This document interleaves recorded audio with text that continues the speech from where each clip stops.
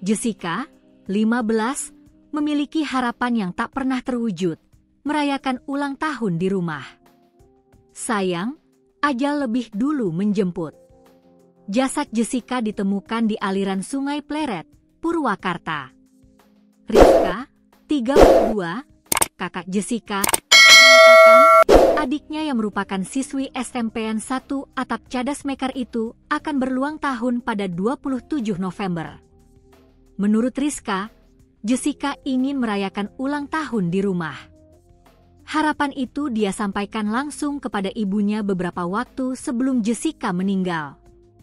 Katanya, kalau rumah ini sudah beres direnovasi mau dirayain ulang tahun di sini, sekalian syukuran rumah. Katanya mau dihias, mau undang teman-temannya, ujar Rizka saat ditemui di rumah duka, Selasa, 21 Oktober 2025. Menurut Rizka, Jessica ingin momen ulang tahunnya menjadi perayaan kecil bersama keluarga dan teman-temannya. Namun, takdir berkata lain. Jessica justru ditemukan tewas dalam kondisi mengenaskan. Atas kasus kematian Jessica, polisi telah menangkap Ardiayana Akmal, 23, terduga pelaku yang menghilangkan nyawa Jessica. Meski demikian, keluarga masih menduga ada pelaku lain yang turut terlibat. Pihak keluarga pun berharap kepolisian mengusut tuntas kasus ini hingga semua pelaku tertangkap. Kami cuma ingin keadilan buat adik saya. Kalau bisa, pelaku dihukum seberat-beratnya, kata Rizka. Ayah Jessica, Otim, 42, mengaku lega sekaligus sedih mendengar kabar penangkapan Ardiayana Akmal. Penangkapan kepada Ardiayana setelah polisi melakukan penyelidikan 3 hari atas kasus kematian warga desa Cadas Mekar, Kecamatan Tegalwaru, Kabupaten Purwakarta, itu. Saya serahkan semuanya ke pihak kepolisian.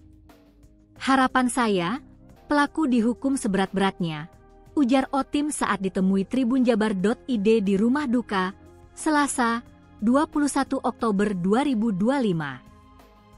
Menurut Otim, ia pertama kali mendapat kabar kematian anaknya dari rekan kerja melalui telepon.